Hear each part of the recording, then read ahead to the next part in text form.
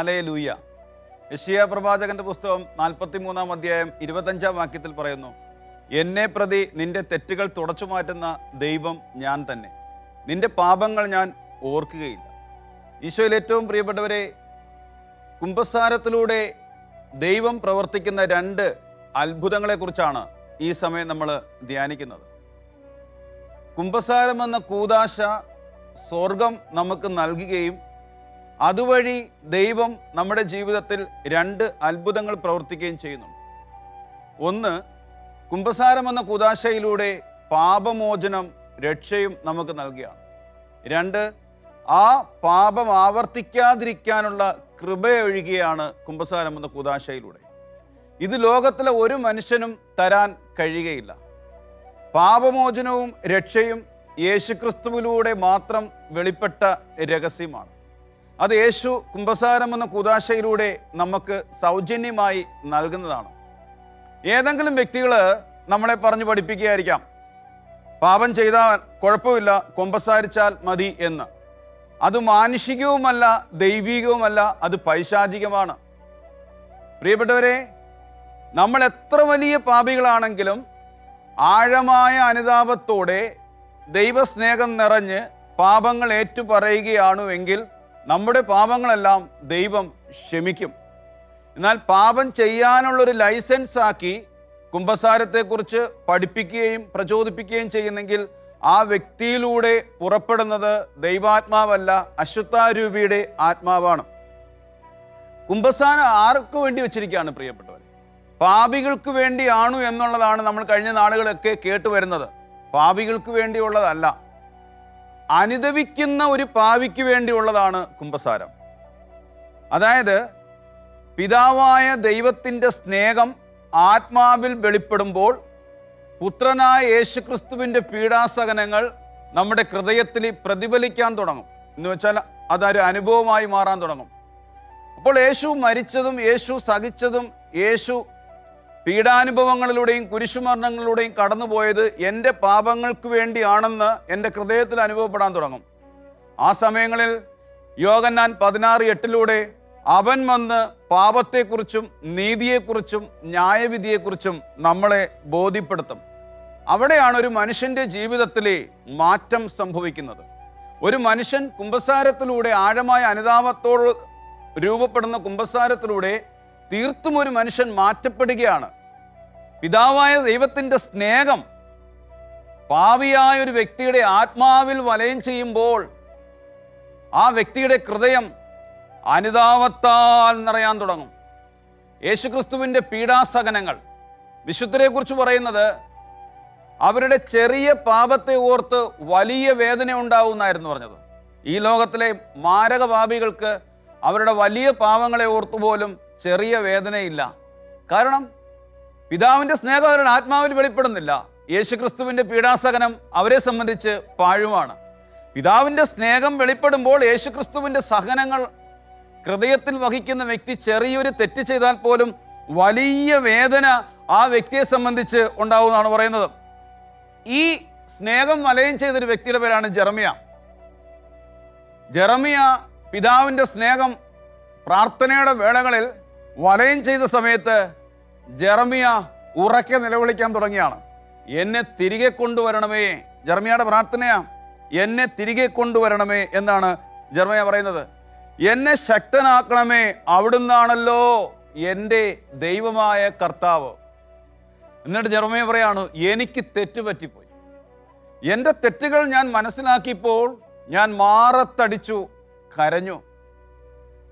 സ്വർഗത്തെ ദർശിച്ചുകൊണ്ട് മാറത്തടിച്ച് കരഞ്ഞ ജെറമിയായെ വിളിക്കുന്നൊരു പേരാണ് എബ്രാഹിം. നീ എൻ്റെ വത്സലപുത്രനല്ലേ, നീ എൻ്റെ ഓമനക്കുട്ടനല്ലേ.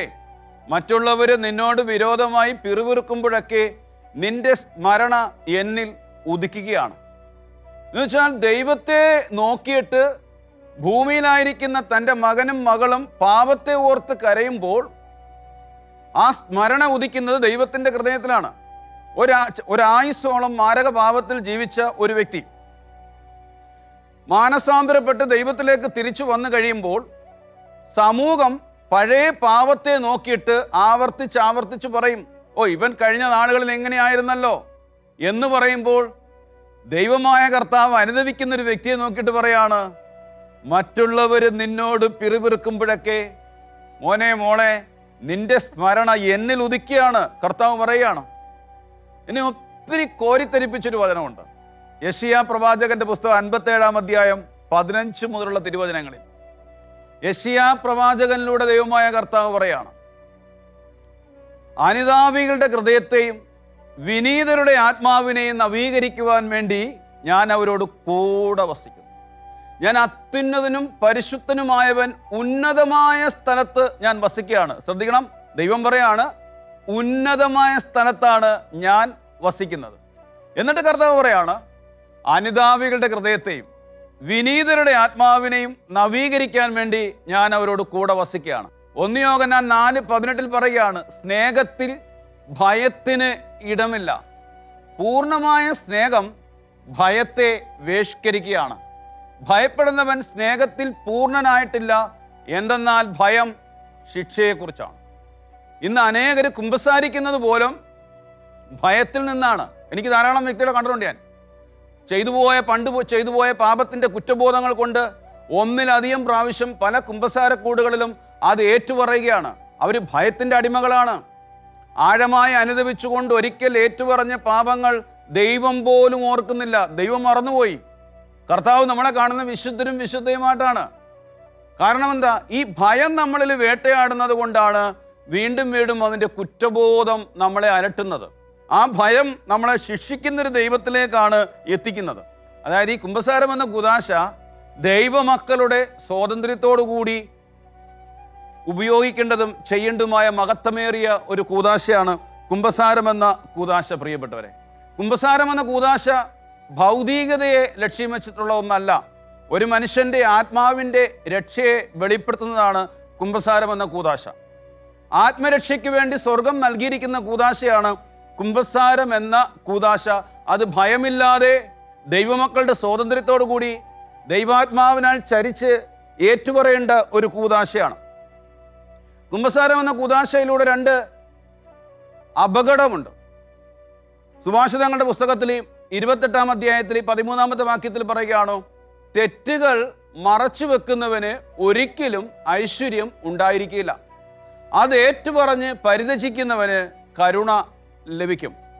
അതായത് കുമ്പസാരിക്കുന്നത് നമ്മളുടെ ആത്മാവിൻ്റെ രക്ഷയ്ക്ക് വേണ്ടിയാണ്. അപ്പോൾ നമ്മൾ കുമ്പസാരം എന്ന കൂദാശയിൽ പാപം ബോധപൂർവം മറച്ചു വെക്കുകയാണെങ്കിൽ നമ്മൾ ബോധപൂർവം നമ്മുടെ ആത്മാവിനെ വഞ്ചിക്കുകയാണ്. പാപം മറച്ചു വെക്കുന്നവന് ഒരിക്കലും ഐശ്വര്യം ഉണ്ടാകുകയില്ല. അത് ഏറ്റുപറഞ്ഞ് പരിതപിക്കുന്നവന് കരുണ ലഭിക്കുമെന്ന്. ആത്മാവിൽ പിതാവിൻ്റെ സ്നേഹം വെളിപ്പെട്ട് കിട്ടിക്കഴിയുമ്പോൾ യേശുക്രിസ്തുവിൻ്റെ പീഡാസഹനത്തെ ഓർത്ത് കരയുവാനേ നമുക്ക് സമയമുള്ളൂ. കരയാതിരിക്കാൻ കഴിയുകയില്ല. വിശുദ്ധ ലൂക്കായുടെ സുവിശേഷത്തിലെ 15 അധ്യായത്തിൽ 17, 18 തിരുവചനങ്ങൾ പറയാണ്, അപ്പോൾ അവന് സുബോധമുണ്ടായി. ധൂർത്തപുത്രനെ കുറിച്ച് പറയുന്നതാണ്. സുബോധമുണ്ടായി. എന്താണ്? എൻ്റെ പിതാവിൻ്റെ ദാസന്മാർ എത്രയോ സുഭിക്ഷിതമായി ഭക്ഷിക്കുന്നു, ആനന്ദിക്കുന്നു, സന്തോഷിക്കുന്നു. കാരണം എന്താ? ദാസന്മാരെ ഇങ്ങനെ കരുതിയ പിതാവിന് മകനോട് എങ്ങനെയായിരിക്കും കരുതുക എന്നുള്ള ചിന്ത അവനെ അലട്ടുകയാണ്. ഞാൻ എൻ്റെ പിതാവിൻ്റെ അടുത്തേക്ക് പോകും, എന്നിട്ട് ഇപ്രകാരം പറയും, പിതാവേ, സ്വർഗത്തിനെതിരെയും അങ്ങേക്കെതിരെയും ഞാൻ പാപം ചെയ്തു പോയി.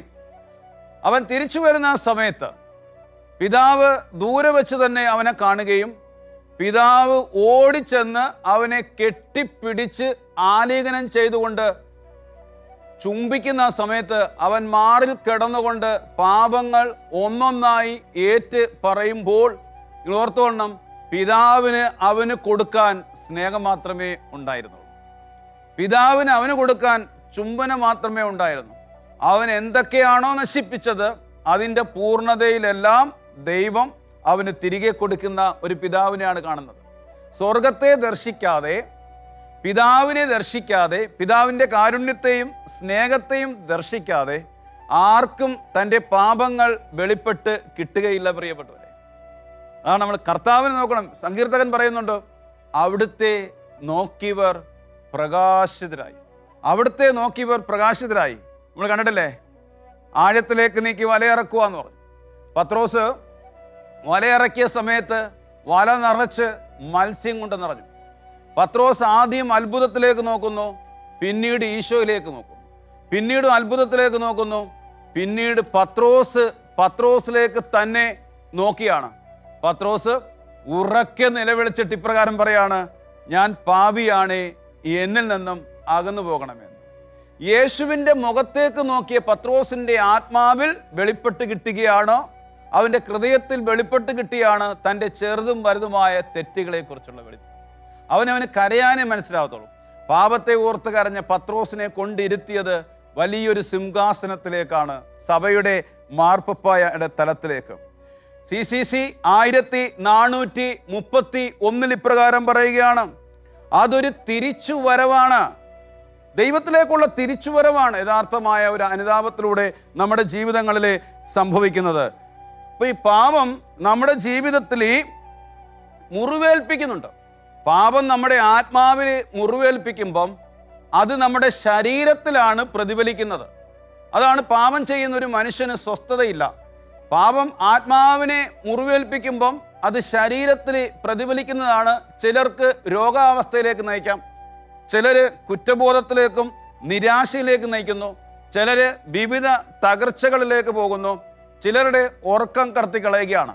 സങ്കീർത്തനം 107:17 വ്യക്തമായി പറയുന്നുണ്ട്, പാപകരമായ മാർഗങ്ങൾ പിന്തുടർന്ന് ചിലർ രോഗികളായി തീർന്നു. താങ്കളുടെ അകൃത്യങ്ങളാൽ അവർ എല്ലാവിധ ദുരിതങ്ങളിലും അകപ്പെട്ടു. അതിനാൽ പ്രിയപ്പെട്ടവരെ, നമുക്ക് നമ്മുടെ കർത്താവിൻ്റെ പീഡാസഹനത്തിലേക്ക് നോക്കിയാൽ മാത്രമേ ഈ രഹസ്യം വെളിപ്പെടത്തുള്ളൂ. യെശയ്യാ പ്രവാചകന്റെ പുസ്തകം 53-ാം അധ്യായം 3 മുതൽ 5 വരെയുള്ള തിരുവചനത്തിൽ പറയാണ്, അവൻ മനുഷ്യരാൽ നിന്ദിക്കപ്പെടുകയും ഉപേക്ഷിക്കപ്പെടുകയും ചെയ്തു. അവൻ വേദനയും ദുഃഖവും നിറഞ്ഞവനായിരുന്നു. അവനെ കണ്ടവർ മുഖം തിരിച്ചു കളഞ്ഞു. അവൻ്റെ ക്ഷതങ്ങളാൽ നിങ്ങൾക്ക് സൗഖ്യം ഉളവാക്കപ്പെട്ടിരിക്കുന്നു. കുമ്പസാരം എന്ന കൂദാശയിലൂടെ ദൈവം 2 അത്ഭുതങ്ങളാണ് പ്രവർത്തിക്കുന്നത്. ഒന്ന്, പാപമോചനം. 2, ആ പാപം ആവർത്തിക്കാതിരിക്കാനുള്ള കൃപയും കൂടെ ഒഴുകുന്നൊരു കൂദാശയാണ്. അതിനാൽ കുമ്പസാരം എന്ന കൂദാശ പാപം ചെയ്യാനുള്ള ലൈസൻസ് അല്ല, മറിച്ച് പാപത്തിൽ നിന്നുള്ളൊരു വീണ്ടെടുപ്പാണ്.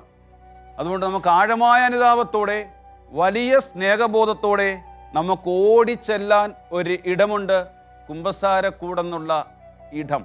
അവിടെ ഈശോ നമ്മളെ കാത്തിരിക്കുകയാണ്, നമ്മളെ തലോടാൻ, നമ്മളെ തഴുകാൻ, നമ്മളെ ഒന്ന് ചേർത്ത് പിടിക്കാൻ. എന്നെ പ്രതി നിന്റെ തെറ്റുകൾ തുടച്ചു മാറ്റുന്ന ദൈവം ഞാൻ തന്നെയാണ്. നിന്റെ പാപങ്ങൾ ഞാൻ ഓർക്കുകയില്ല.